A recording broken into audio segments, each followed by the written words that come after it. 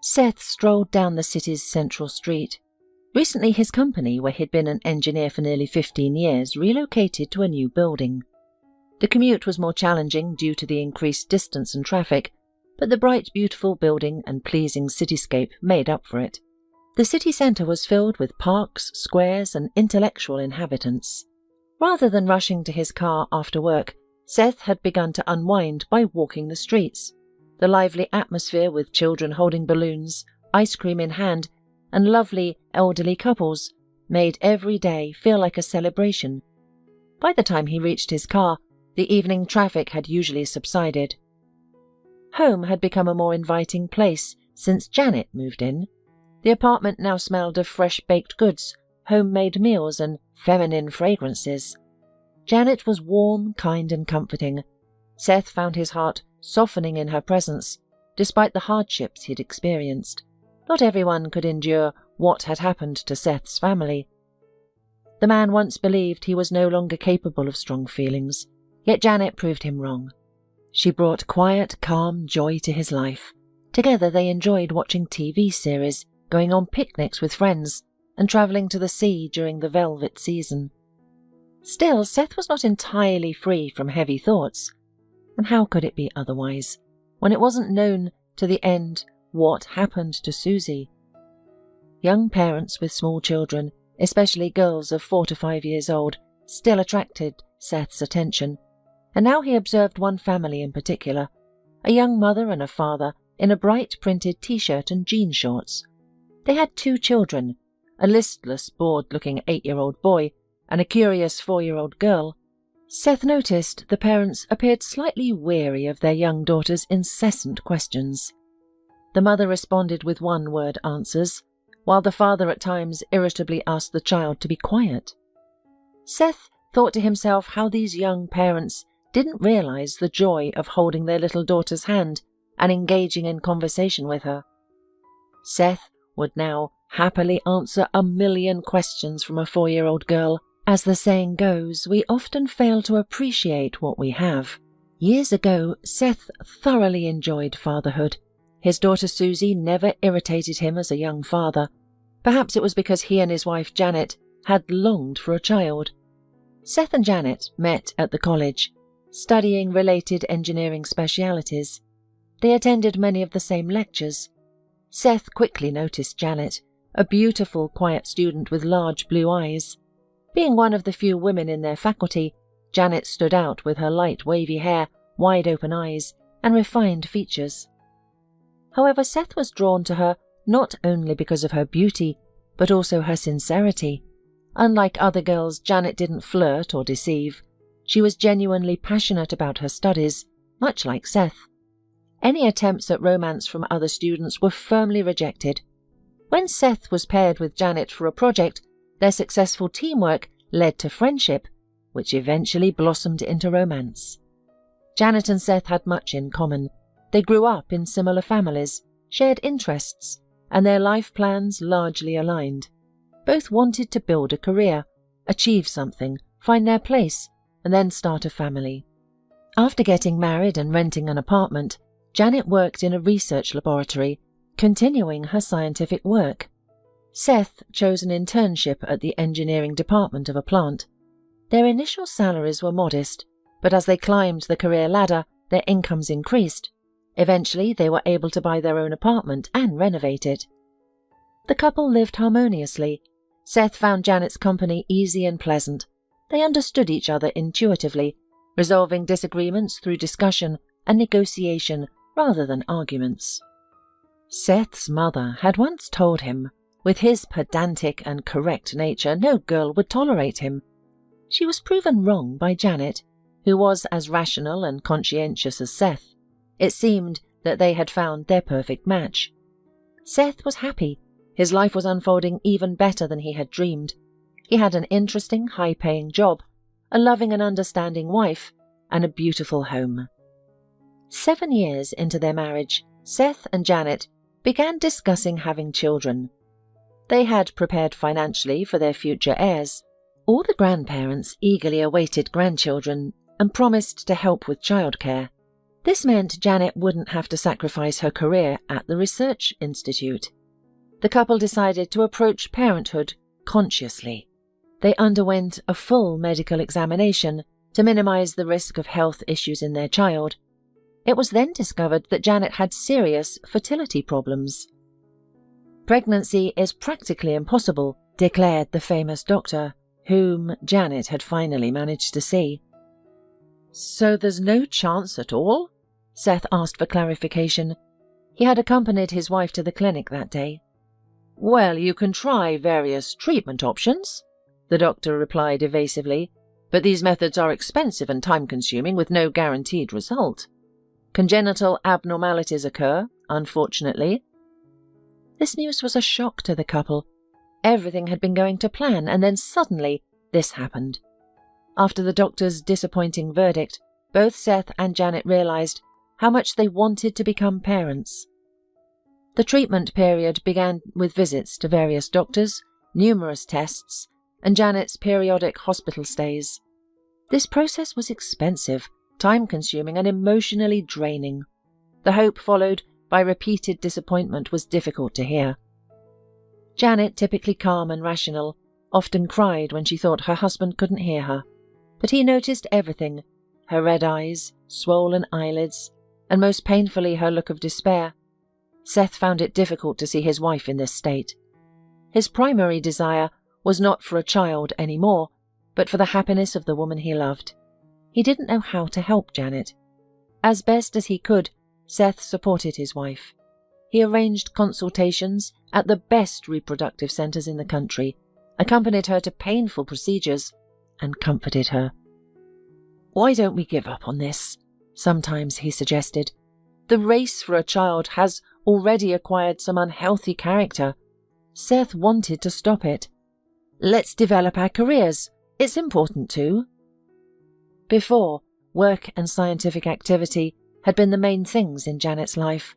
The woman's eyes lit up when she was told about the next development or experimental project. Work inspired Janet, gave her strength and energy. And she was good at what she did, very good. She was respected, invited to consultations, and was the person people turned to with difficult questions. Now Janet had changed a lot. She no longer took on interesting projects, worked strictly from 9 to 5 and was eager to head home. Once an outstanding scientist, now preferred simple routine work and completely abandoned her research. This really frightened Seth. Janet's changes made her tense.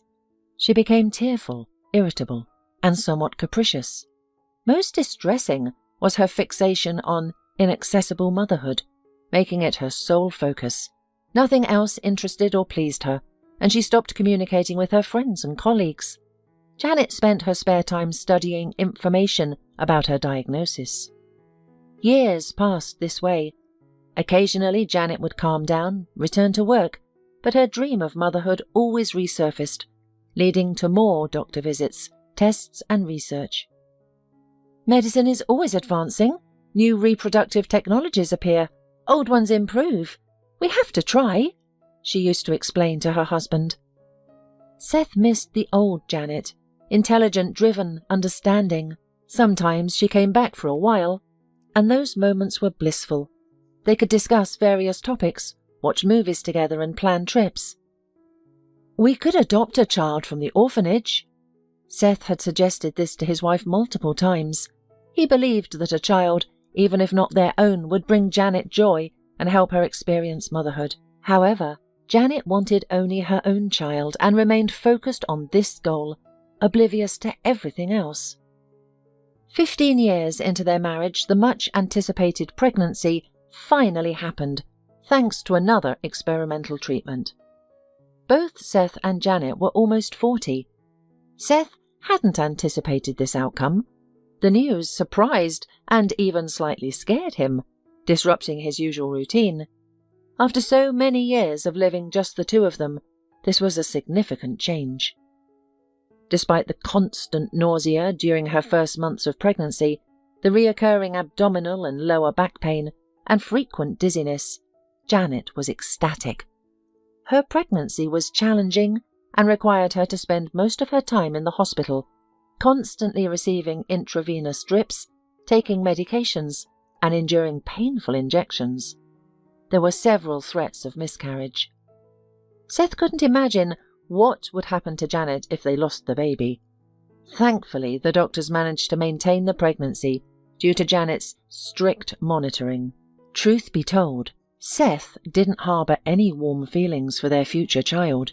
He literally viewed her or him as a problem, an obstacle preventing his wife from living a normal life. Susie was born, and Seth was the first to hold his tiny, wrinkled red baby girl in his arms. Janet, his wife, insisted he be present during the birth. "This is a significant and long-awaited event," she said. "We've faced many challenges, and this is our reward. The doctors say we won't have more children, so—" Seth was reluctant to be in the delivery room. He feared the birth process and didn't feel any reverence for it, but he felt he had to be there. When Seth first saw his newborn daughter's face, he felt his world turn upside down. It had changed entirely. The baby screamed, overwhelmed by the sudden changes. Seth perceived that his daughter was cold and in pain. An innate instinct told him this. He held her close, gently rocking her in his arms. The baby sobbed a few more times, looked at him, and calmed down.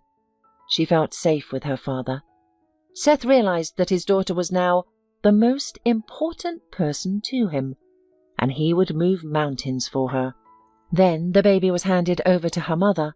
Susie needed to be fed, and Seth was asked to leave the room. "You'll see them later," the midwife said with a smile. "The mother and baby need some time alone for now." Seth and Janet were devoted parents, endlessly fascinated by their little Susie. They found joy in everything she did, reaching for toys, moving her limbs, and even her humming. Her first smile, tooth, and steps were all momentous events for them. While Seth worked each day, Janet stayed home with Susie, immersing herself in motherhood. She had long awaited this role and embraced it fully. She cared for Susie, massaging her, cooking nutritious meals, taking her for walks, and diligently studying child development literature to apply the knowledge to her own child.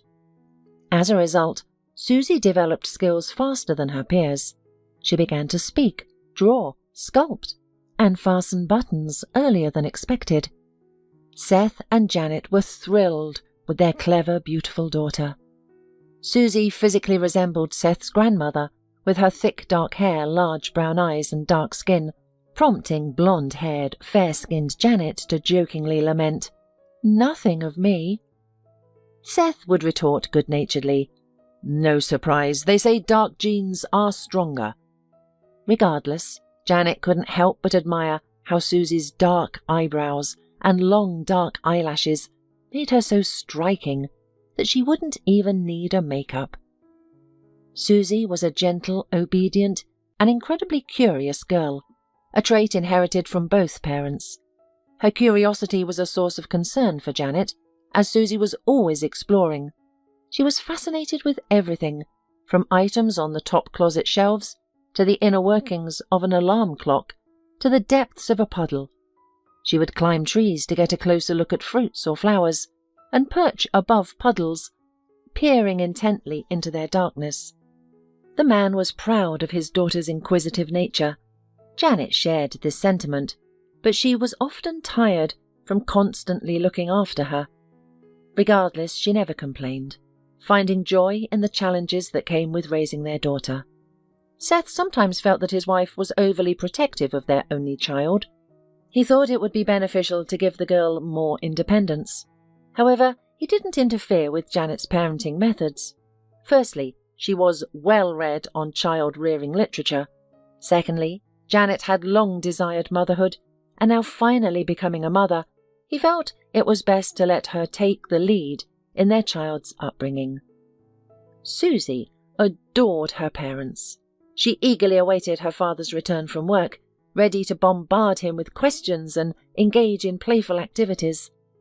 Seth enjoyed taking walks with his daughter in the park after work, discussing various topics, from insects to cartoons. Janet would sometimes join them, but often she preferred to stay at home, enjoying the peace and quiet while preparing a delicious dinner. Seth often took Susie to the playground, where the little girl freely climbed on the slides and roundabouts, something she wouldn't do when her overly cautious mother was present. Susie quickly made friends with other children, and Seth was certain she would enjoy kindergarten. However, Janet resisted the idea. She had intentionally resigned from her job to take care of Susie herself. "I didn't have her just to leave her to other people's care," she said. "I want to fully enjoy motherhood. Besides, kindergarten is just a holding centre for working parents. I have many activities planned for our girl to help her development. It's better for her to stay with me." Although Seth didn't dispute her, he occasionally mentioned the benefits of kindergarten, highlighting the presence of other children and the activities like songs and dances. Janet was preparing her daughter for a career in science and believed that she must follow in her footsteps. Susie seemed to be able to excel in this direction, quickly grasping any information. However, Seth noticed other talents in her. Susie's voice was extraordinary, clear, resonant, and high-pitched. When she sang songs from cartoons, Seth would find himself listening intently. His experience in music school, though not particularly successful, equipped him with enough knowledge to recognize Susie's remarkable ear for music. "Maybe we should take her to a music teacher for an audition," Seth suggested to his wife. "Susie has talent." "She's still a little girl," Janet dismissed. "Music schools accept older kids. Susie doesn't need that. She'll be a great scientist, you'll see." Becoming a mother had filled Janet with joy, but she had changed. She was overly anxious and focused too much on Susie. Nonetheless, it was an improvement from the time when she was trying to conceive. Seth still loved Janet, perhaps even more than when they were young. They had formed a family, and their wonderful child was growing up. Despite minor issues like Janet's excessive anxiety for their daughter, their life was filled with happiness. Seth often spoiled his daughter Susie with surprise gifts like sweets, dolls, and stuffed animals. Nothing made him happier than seeing her eyes light up with joy at the sight of a new gift. Hearing her say, "Thank you, Daddy," melted his heart.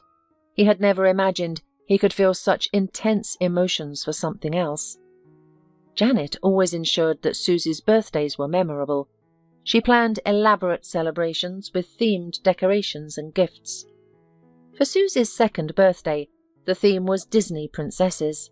Her third birthday was an underwater king's palace party, inspired by Susie's fascination with the Little Mermaid.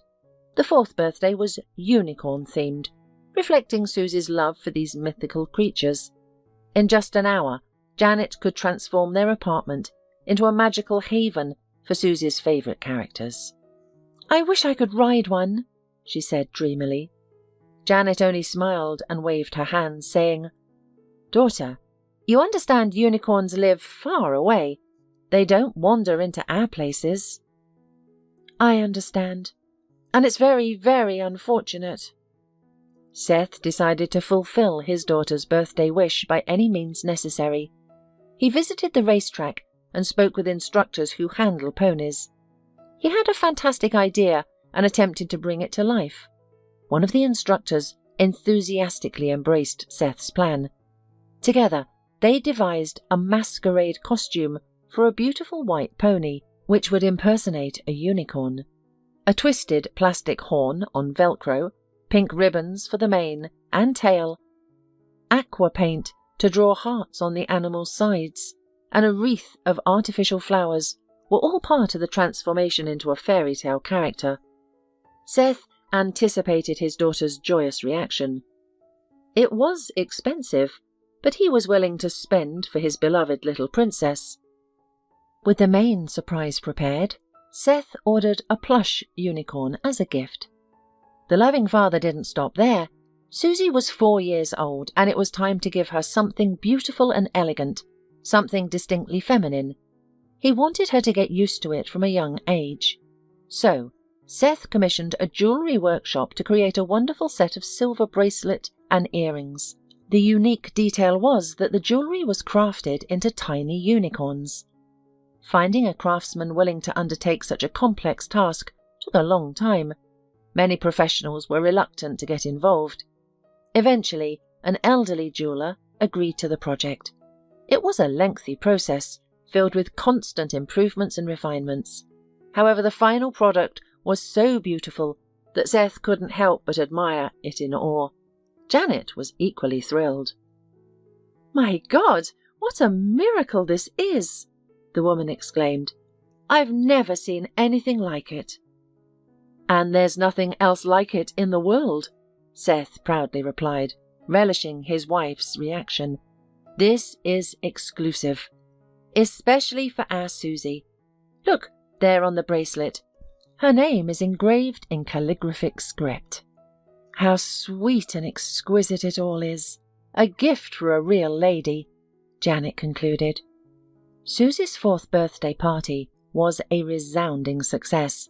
She woke to an apartment adorned with balloons, vibrant pictures, and unicorn-themed decorations. Gifts from her parents were piled high on a chair next to her crib. Among the toys, fancy dresses and colourful books, the unicorn jewellery stood out. Susie immediately asked to wear a bracelet and had not taken it off since. Seth watched his joyful daughter with a smile. In the evening, guests arrived, and the apartment instantly buzzed with noise and laughter. Grandparents, friends of Janet and Seth, and children Susie's age all gathered. Susie, the birthday girl, was showered with gifts and compliments. However, she also wanted to surprise her guests.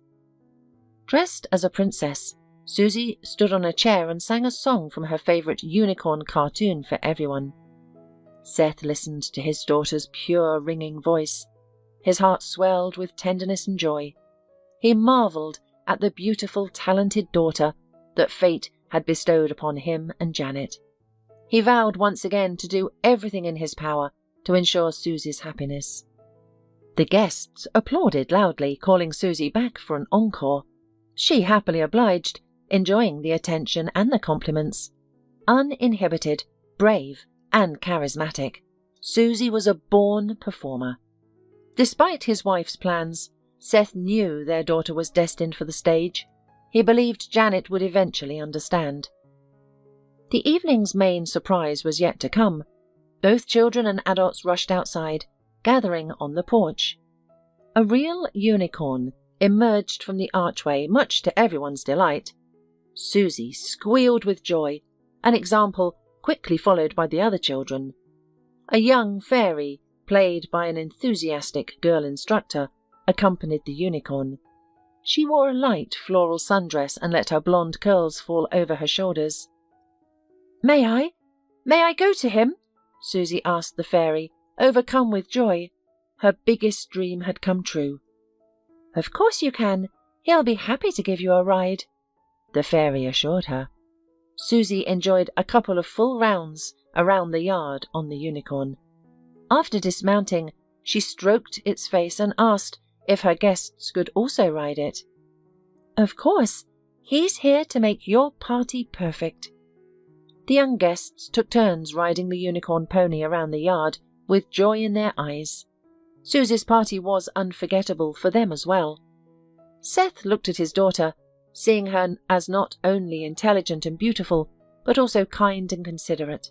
At the age of 4, she showed care for others by asking the fairy to give her guests a unicorn ride. What a thoughtful idea for a 4-year-old. It was a memorable day filled with vibrant impressions and equally vivid photos. One photo captured Susie hugging a new plush unicorn. A silver bracelet shone on her wrist, and a tiara crowned her head. She smiled broadly into the camera, radiating pure happiness. This was the photo Janet would hand over to investigators just 3 months later. One warm and sunny September evening, during the beautiful Indian summer, golden trees bathed in gentle sunlight and leaves rustled underfoot. Janet and Susie decided to enjoy the wonderful weather with a walk in the park, coinciding with the city's celebrations. The The woman suggested a family walk in the park, but Seth declined due to work he had brought home from the factory. An important inspection was imminent and some reports needed to be urgently completed.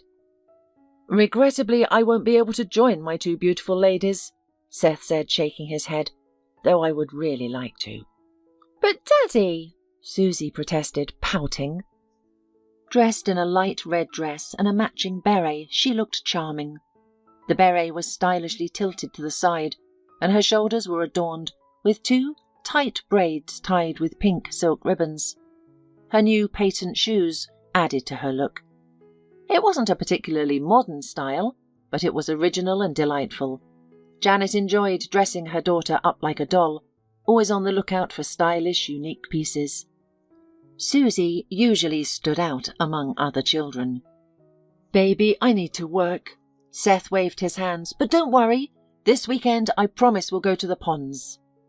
"To the ponds?" Susie rejoiced. "That's great.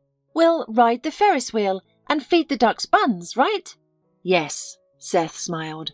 "And then we'll go to the cafe to eat your favourite pancakes with berries. Deal?" "Deal. And now, have fun without me. But you'll tell me everything before bedtime and listen to your mum, okay?" "Okay." Susie hugged her father. Her red coat sleeves pulled up slightly, revealing her wrists. A silver bracelet with unicorns sparkled on one of them. The girl never took off her favourite jewellery. One of her earrings had already been lost due to an unreliable clasp. The second, now practically useless, lay in a box in Susie's desk. "Okay, we're off." Janet, her mother, smiled at her husband. Seth hugged his wife, kissed his daughter, walked them to the elevator, and waved at the closing door. The image of an all-dressed-up, happy Susie smiling at her father was still in his mind. Seth had no inkling that he would never see his daughter again.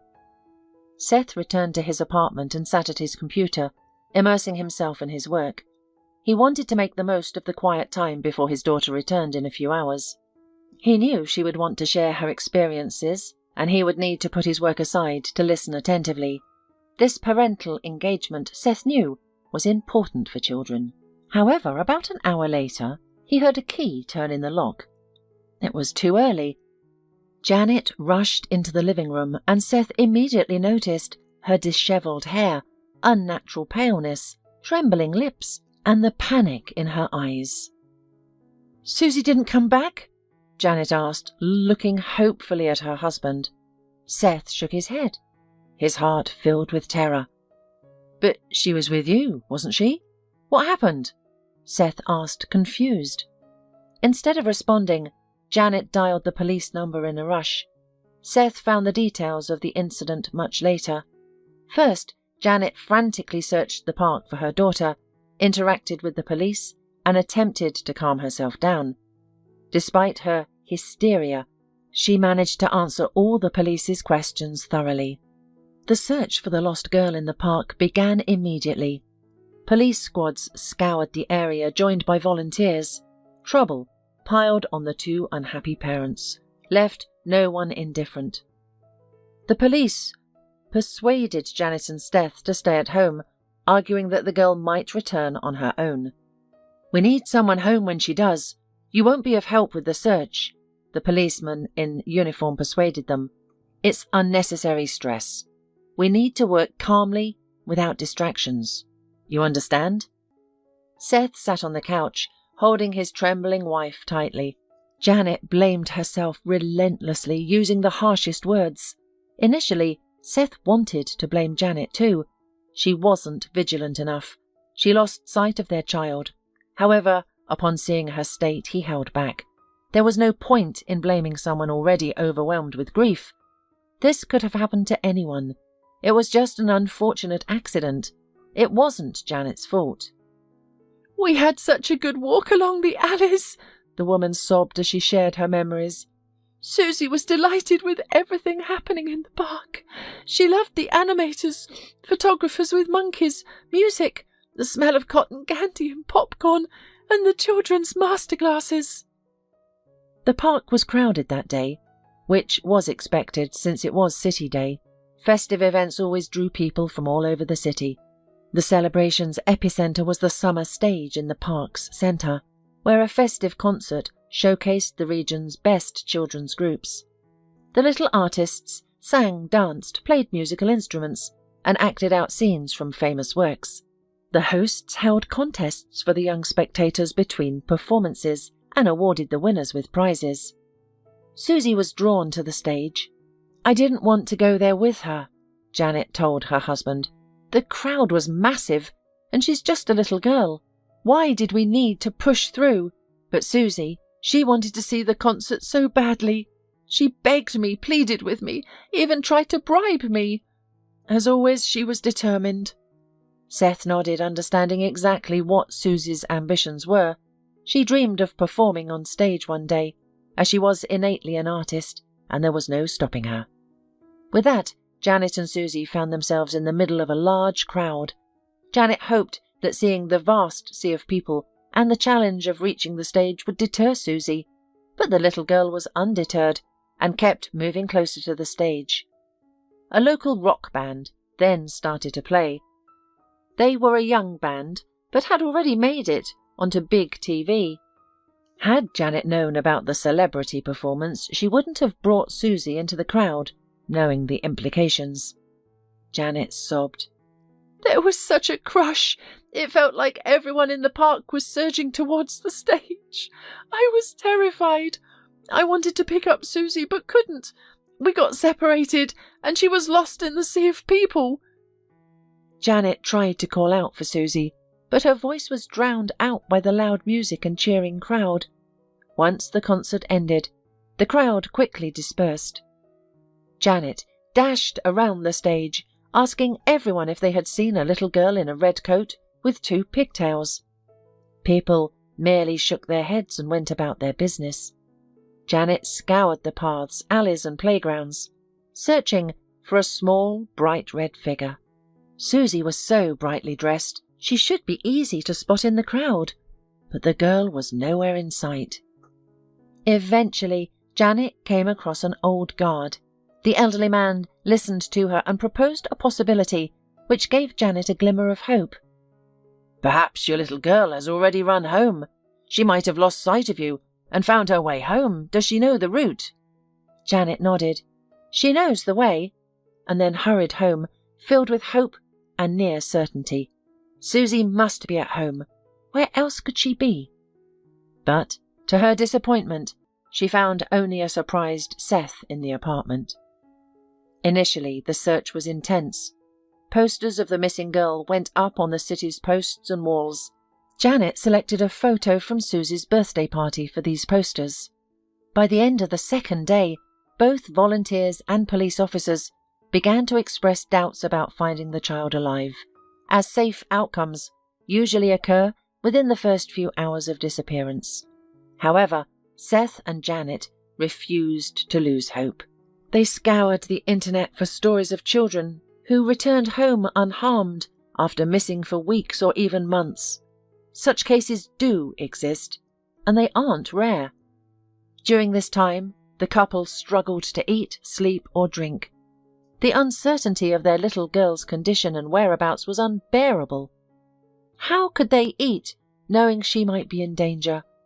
Both parents began to lose weight noticeably. Janet was constantly racked with guilt, sometimes becoming hysterical. The worst periods were when she would sit, sway slightly, and stare blankly at a fixed spot. Seth perceived this as her way of disconnecting from reality to reset her nerves, but it was a frightening sight. Throughout these trying days, he was worried about leaving her alone. Several weeks passed, and Seth returned to work. It served as a minor distraction, despite the lingering dreadful thoughts. What had happened to Susie? How was she being treated? The thought of his beloved daughter, who knew nothing but love, attention, and warmth, now in the care of strangers, was unbearable. He imagined Susie, scared and missing home, probably crying, and it tore at his heart. Janet was also distraught. Both her mother and Seth's mother stayed with her, fearing what she might do to herself. They constantly were reminding Janet that Susie would need her when she returned. But guilt and the longing to hold her daughter again weighed heavily on Janet. At times, she was overcome with emotion, ripping her clothes, throwing dishes against the walls, and screaming in despair. Seth did not attempt to stop or calm her during these outbursts. 3 months had passed since Susie's disappearance. Winter had arrived, and the search efforts had quieted, though not ceased. The investigator admitted that the chances were slim, but assured them that the search would continue. The couple learned alarming statistics. Each year, many children disappear worldwide and are never found. This harsh reality had never crossed Seth's mind before. They had brought their delicate, talented girl into a world filled with sorrow and despair, and they had failed to protect her. The main theory of the investigation was kidnapping. After all, if the girl had merely gotten lost in the city or suffered an accident, she would have been found. However, Susie had vanished without a trace.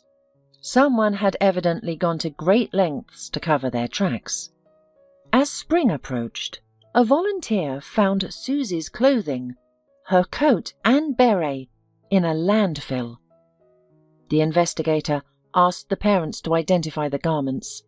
Janet immediately confirmed that they belonged to her daughter. She couldn't be mistaken, as she had been the one to buy the beautiful outfit for Susie. "What does this mean?" Seth asked hopefully.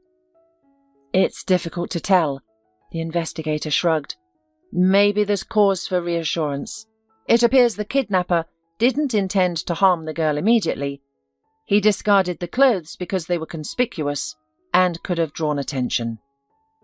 "That's good," Janet whispered. After discovering the items, the couple felt certain that Susie would soon be found.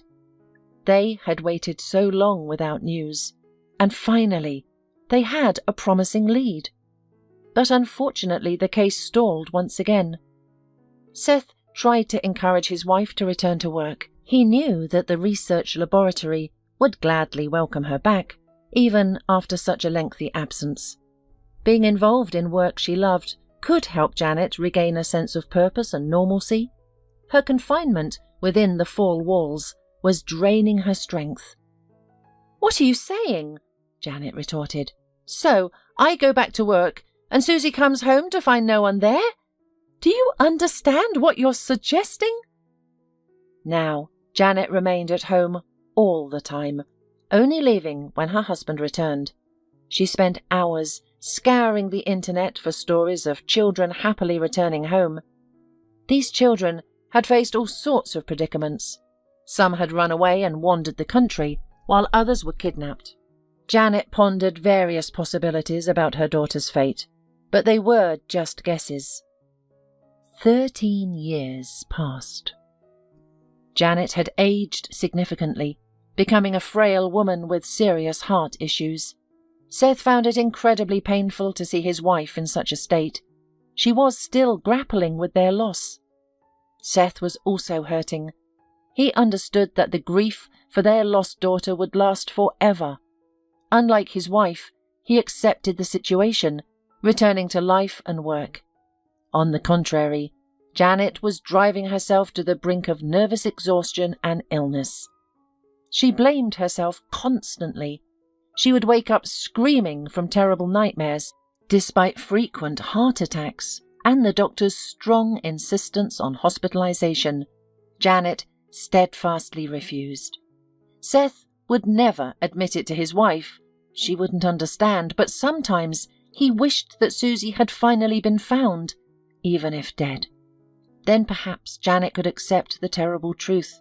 There would be some certainty, unlike now. The case made little progress. Over the years, the husband was repeatedly called to the station to identify children resembling Susie. Alerts for the missing girl were sent throughout the country. Occasionally, calls came in from various parts of the country. Concerned citizens claimed to have seen a girl who looked like Susie near a store, a playground, or a pond. Seth and Janet examined photos and surveillance video footage. Sometimes they were even shown homeless girls found at train stations, but Susie was never among them. "Take a closer look," the investigator urged. "Perhaps it's her. A lot of time has passed. She would have grown and changed." But both parents shook their heads. They were certain they would recognize their daughter, even if she had grown up. The investigators' calls only exacerbated Janet's condition. Each call brought a desperate hope followed by a bitter disappointment. These emotions reignited the pain she had felt years ago, often leading to hysterical breakdowns and self-blame. It took considerable effort for Seth to console his wife. Seth's acquaintances urged him to leave Janet, saying, "She herself is not living and she's preventing you from returning to normal life. You've accepted that Susie isn't coming back. You have a chance to remarry, perhaps become a father again." However, Seth couldn't imagine such a scenario. He still loved Janet. His wife was the closest person to him. Their shared tribulations had bonded them. While he no longer hoped for Susie's return, he still believed that Janet would recover from her immense grief and become herself again. He hoped they might travel again, believing a change of scenery would be beneficial. But things didn't work out. Another heart attack took Janet's life. She died in the arms of her distraught husband. The ambulance didn't arrive in time. He grieved. He was very sorry for Janet's ruined life. The man went over in his memory their life since the disappearance of their daughter, and tried to understand whether he could still do something for his wife to get her out of this state. It seemed that he couldn't. A few years later, Jasmine entered Seth's life. Approaching 60, he never imagined such a change in his destiny. Jasmine, one of his colleagues, was a divorced woman who single-handedly raised 2 sons. The boys had moved on. One was studying in the capital, and the other lived and worked in a distant seaside city. Accustomed to caring for others, Jasmine struggled with loneliness and feeling unneeded. Somehow, she and Seth gradually grew close. Seth felt at ease and content with this warm, caring woman. He reopened the joy of having someone who cared for and tried to please him. He also enjoyed feeling like a guardian and protector once more. Soon they were living together in Seth's apartment. He had renovated all the rooms long ago to erase reminders of his past family life. It was too painful to see the curtains chosen by Janet or the children's furniture brought specifically for Susie, and to realize that his daughter and beloved wife were no longer there and would never be again. Jasmine was well acquainted with the life story of her partner. She supported Seth, and her comfort took the form of hugs and gentle caresses, without pressuring him with unnecessary questions. In return, Seth also listened attentively to Jasmine's life stories. She had encountered hardships of a different kind.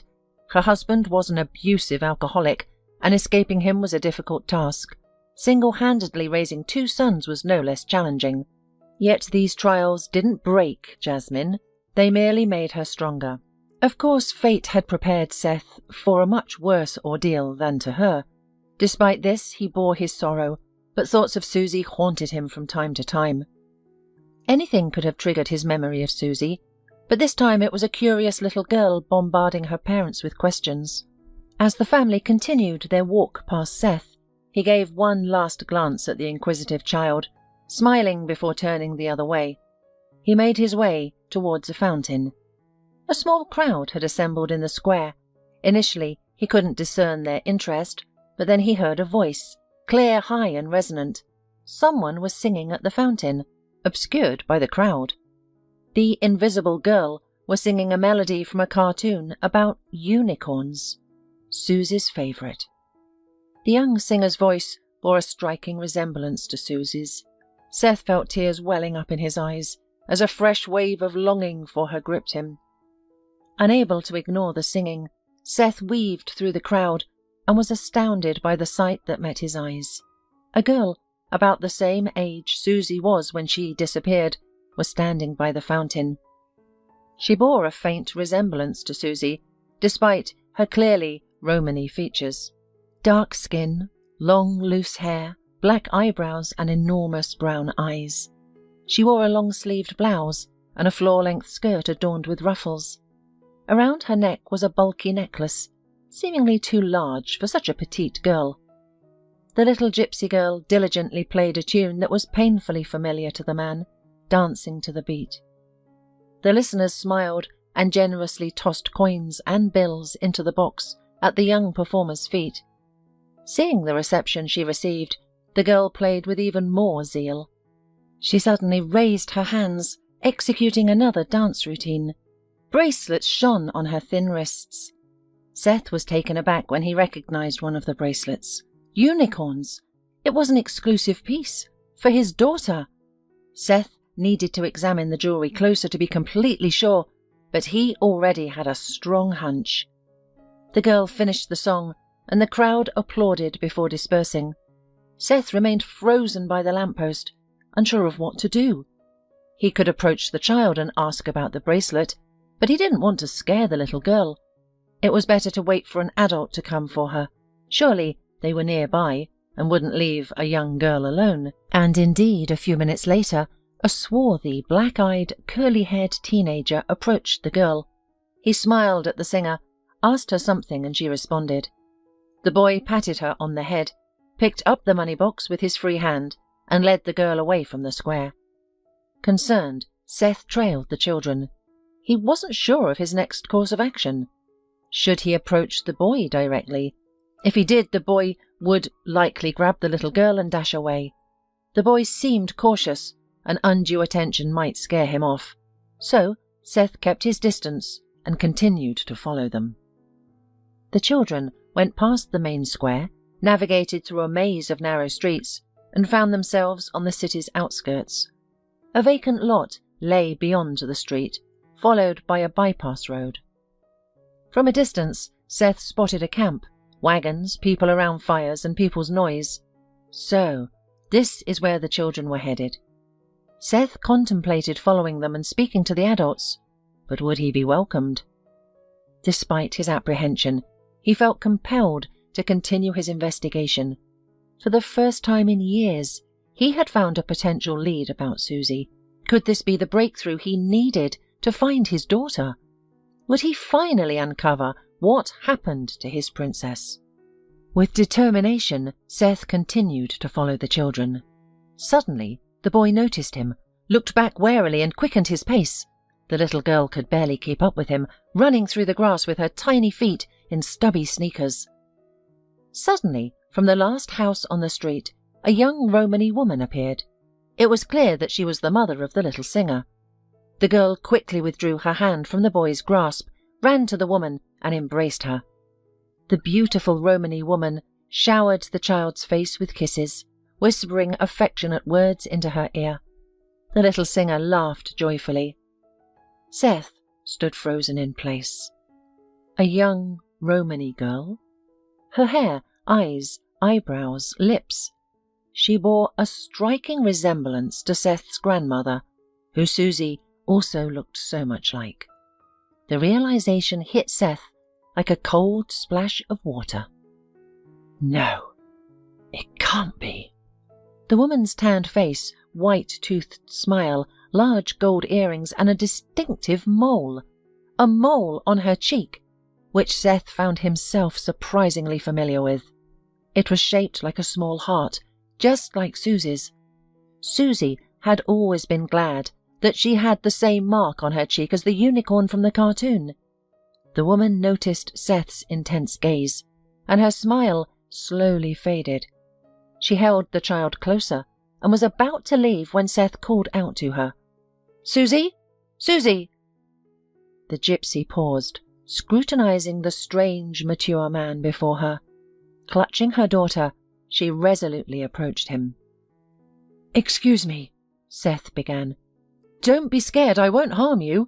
I just need you to make a prediction." The latter phrase slipped out unexpectedly, the first thought that crossed his mind. After all, it was known that gypsy women told fortunes for a living. "Fortune-telling?" The girl grinned, and the little girl in her arms mirrored her smile. "All right, I'll tell your fortune. Esmeralda, go back to the camp and wait for me there." The girl nodded obediently and scurried off towards the gypsies' camp, following the boy, who was already near the vacant lot. "Is her name Esmeralda?" Seth asked, smiling at the gypsy woman. The more he observed her, the more he was convinced that she was the grown-up Susie. The man realized he might be letting his imagination run wild, but there were too many coincidences. The song from his daughter's favorite cartoon, sung by little Esmeralda, the bracelet on the girl's hand, and the young gypsy woman's appearance. "Yes, my daughter's name is Esmeralda," the woman finally responded. "What do you want me to predict?" "Many years ago, my daughter was kidnapped while out for a walk with her mother. They got caught in a crowd, and she was lost in the crush. She was never found. I want to know what happened to her. I'm willing to pay whatever the cost," Seth said. "Kidnapped daughter?" The gypsy woman's voice trembled. "That's frightening. I can't predict such a thing. May I ask where your little girl got that bracelet?" "My daughter had the same one," Seth asked, afraid that the woman might leave after his question. "I also have a question. Why did you call me Susie?" she countered. "That was my daughter's name, and I thought that—" "That I was her," she interrupted. "Yes," Seth admitted, chuckling at the unexpected turn of their conversation. "My name is Penelope. That's what the gypsies call me. But on the back of this bracelet, which I've never parted with, it says Susie. I came up to you because you called me by that name. It's strange and interesting." "I can't believe it. Apparently, you really might be my daughter. Tell me about yourself, please. Who are your parents? How long have you been in gypsy camp? Were you born there?" Penelope shook her head.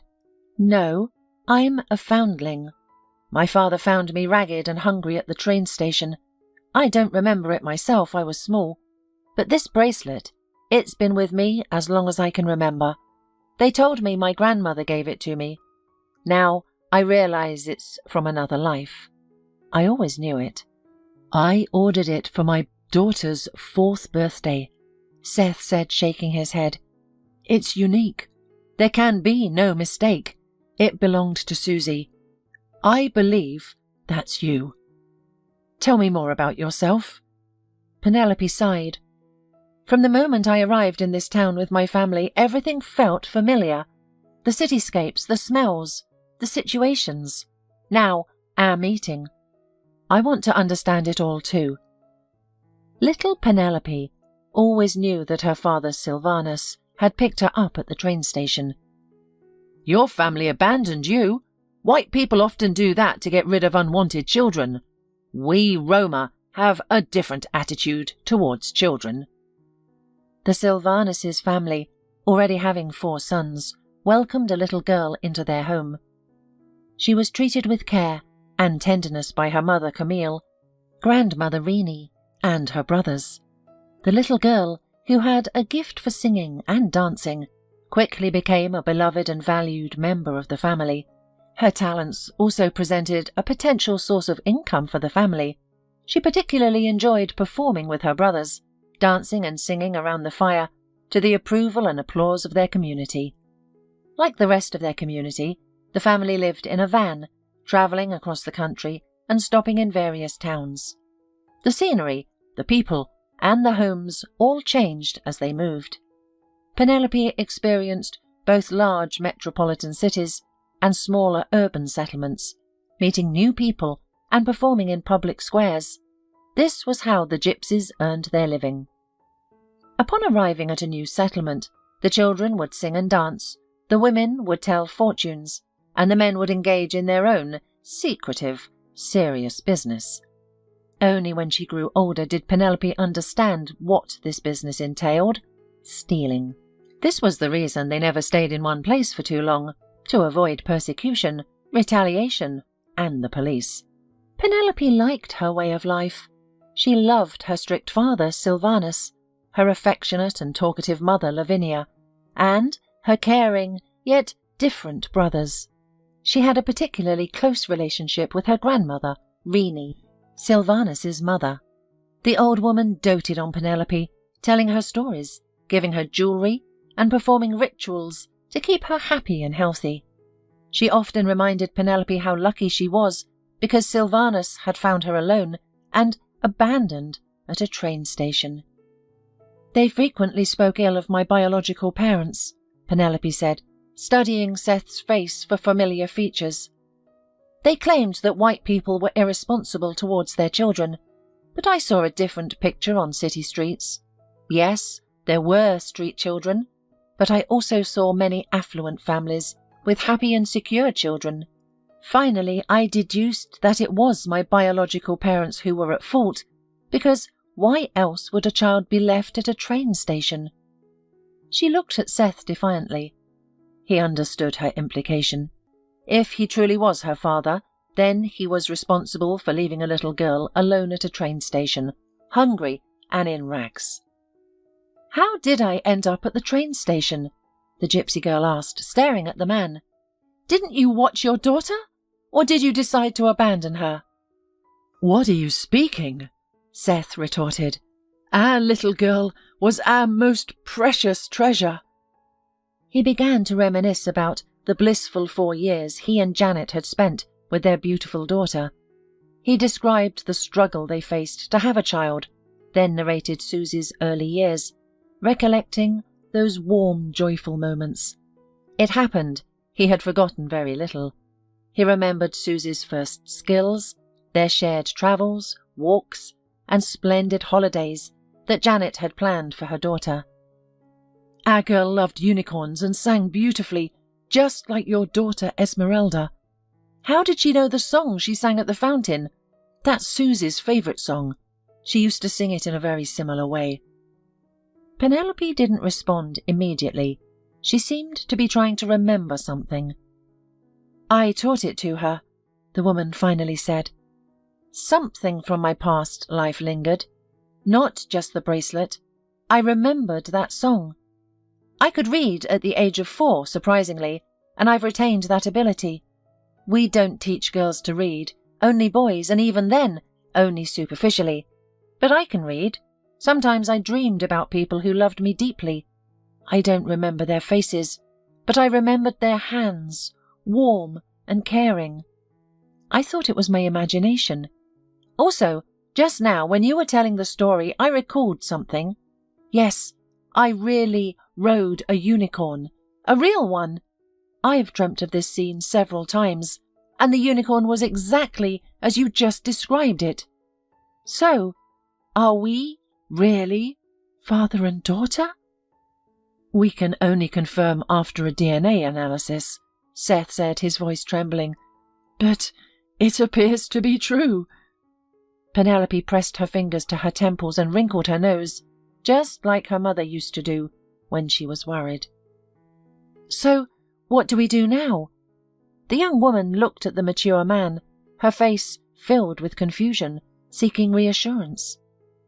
"I think we need to verify everything to be sure, but I no longer doubt that you are Susie.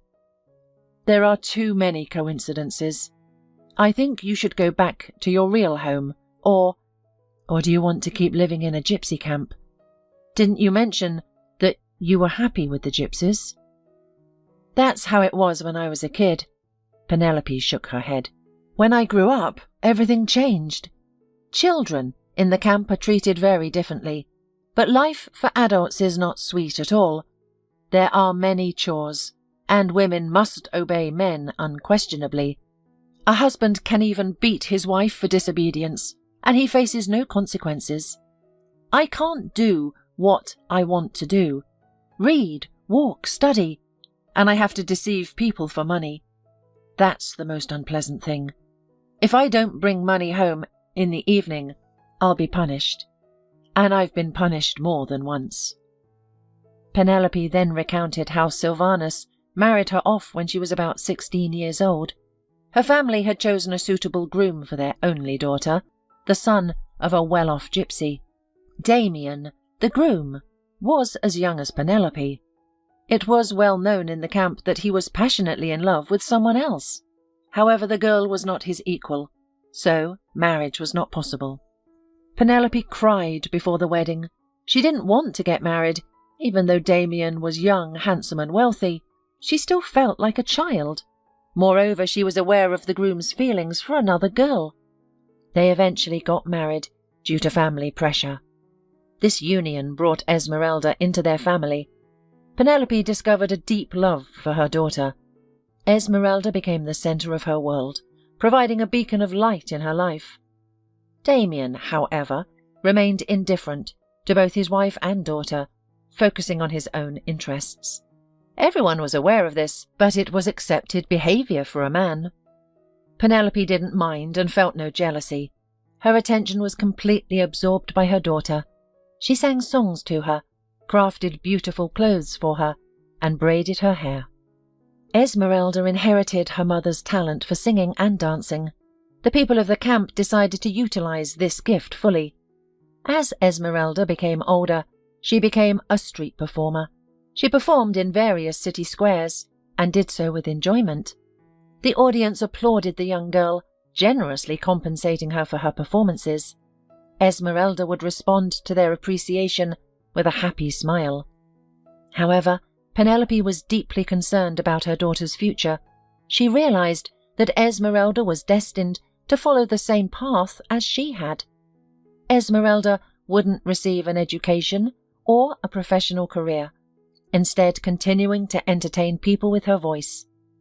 Penelope feared that as Esmeralda grew older and lost her childlike charm and spontaneity, she would be made a fortune-teller. "I believe they kidnapped you in the crowd," Seth said, looking at his daughter.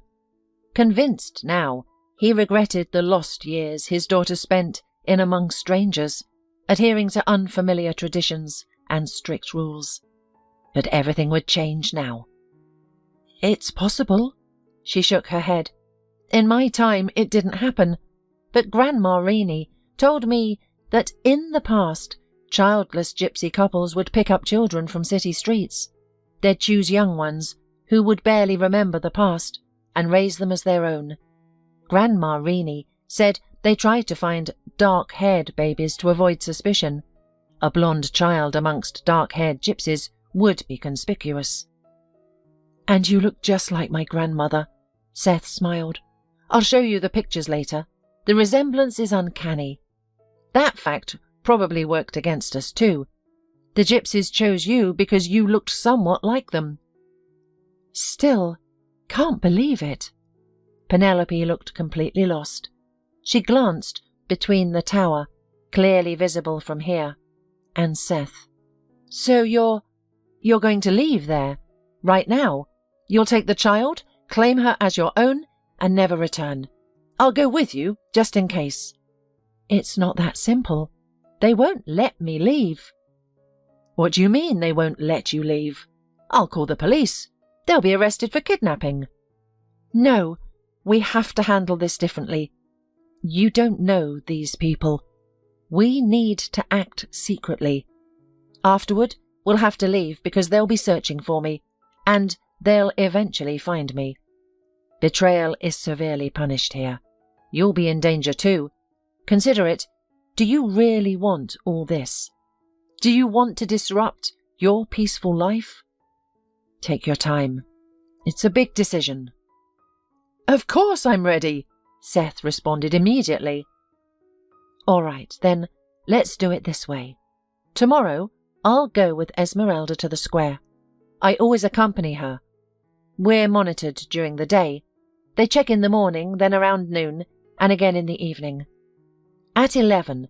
Come get us at 11. We're not being followed at that time.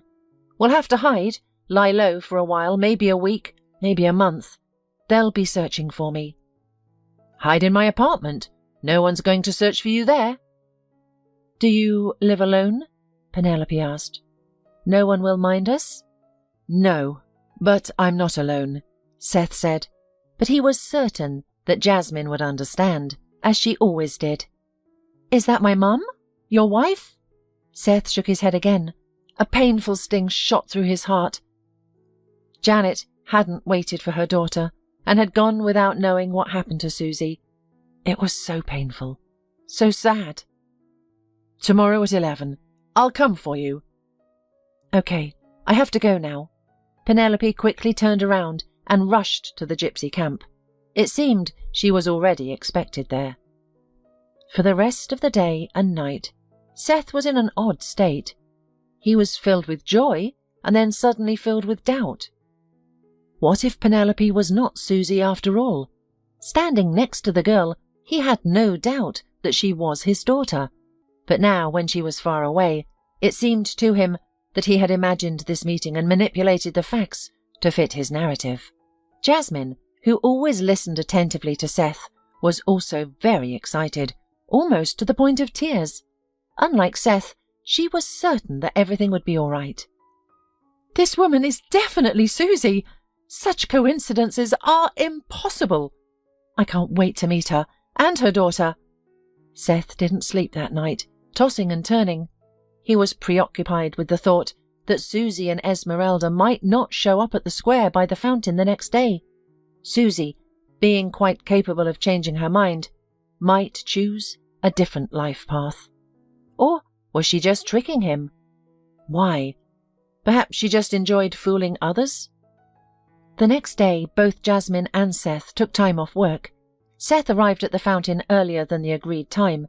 Little Esmeralda, just like the previous day, delighted the crowd with her clear, ringing voice. Susie was initially out of sight, but then Seth spotted her. She sat at a distance, watching her daughter intently. They locked eyes and she gestured for him to take his time. He nodded in understanding and kept observing, trying not to miss an important moment. Finally, Susie stood up from the bench, quickly walked over to Esmeralda, took the little girl into her arms, and then hurried over to Seth.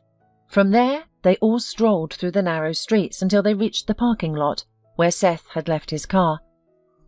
Penelope constantly looked over her shoulder, worried that she was being followed, but there was no one behind them. Jasmine welcomed the two runaways, providing them with comfortable clothes and a homemade meal. She loved caring for others, and now had two individuals in need of affection and comfort. Penelope glanced around, as if trying to recall the past. "I've renovated the apartment. It's completely transformed since you lived here," Seth explained. "But you know, the feeling from the window seems familiar," the young woman responded thoughtfully. "Something's missing, though. I think there used to be a tall tree here. Its branches would scratch against the glass. I really used to enjoy that back then." "It was cut down," Seth replied, surprised at Susie's detailed memory. "It had blocked the light, so it was removed." "That's a shame." The grandfather and his young granddaughter strolled along the seashore, their bare feet imprinting the wet sand. Esmeralda was full of questions, much like her mother had been. She was a quick and clever girl, already displaying an aptitude for learning. Seth was certain she would excel in school, as she could already read, write, and count with ease. Seth was now escorting Esmeralda to music school. The family had agreed that her evident talent shouldn't be wasted, and Susie enrolled her in music classes. Initially, the teachers were hesitant due to Esmeralda's young age, and suggested waiting another year. However, their opinions changed after hearing her audition. It was a sunny day in September, and school had begun. Seth accompanied Esmeralda to her 4th music lesson. So far, she was thrilled with the music school, and he hoped her enthusiasm would persist. If not, they would explore other interests for Esmeralda. The man could hardly believe how his life had changed. A year prior, Penelope and Esmeralda had hidden in the apartment for about a month. The gypsy camp had left long ago, but gypsies continued to prowl the city, questioning people. Once, a young man even approached Seth, asking if he had seen a gypsy woman with a small child, adding that she was mentally ill and dangerous. Unable to feel at ease in the city, Susie proposed to move to another place. She was certain they would return to punish her for her betrayal. As always, for the sake of her daughter's happiness and tranquility, Seth was prepared for anything. Jasmine supported him and suggested a relocation to a seaside town where her youngest son lived. So there they were, in a quiet, cosy place by the sea. Jasmine had secured a job at the local library. She enjoys babysitting her son's children and Esmeralda. The children have become friends and enjoy their time together. Susie is gradually adjusting to her new world. Once, Janet had big plans for her daughter's career. The years have passed irrevocably, and Susie, without formal education, is now studying at a hairdressing course. In the evenings she sings at a restaurant, much to the audience's delight. She enjoys the stage, and the extra income is a bonus. Seth is now at ease about his daughter. She is smart, motivated, and hard-working. She's made many friends in her new place, although she is cautious about discussing her past, fearing that rumours may lead the Roma to find her. She still grapples with some fears, but Seth and Jasmine are there to support her. "All right, let's get our shoes on," Seth commanded, carrying his flip-flops and his granddaughter's sandals in his free hand. "Shall we take a dip? The water is so warm. We'll be quick," suggested the girl. "You'll be late for class," the happy grandfather smiled. "Let's do it later, after class." "Come on," agreed Esmeralda placidly. "Then we'll go to the pond, to the city, feed the ducks, okay?" Seth glanced at his granddaughter, reminded of little Susie, who often asked him to accompany her to the pond to feed the ducks. Seth was quite content. His daughter, his granddaughter, his beloved woman were beside him. Only thoughts of Janet troubled him. He deeply regretted that his wife never learned about the fate of their lost daughter, but there was nothing he could do about it. "Grandad, what are you thinking about?"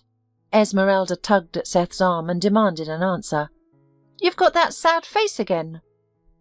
"It's not sad. It's pensive. I'm trying to decide if, after class, we should go to a pizza place or an ice cream parlor." "I don't know." The girl puzzled, then smiled slyly and asked, "Grandad, do I have a pensive face like yours right now, too?" Seth looked at this bright, happy child and smiled. All sad and worrisome thoughts immediately left his head.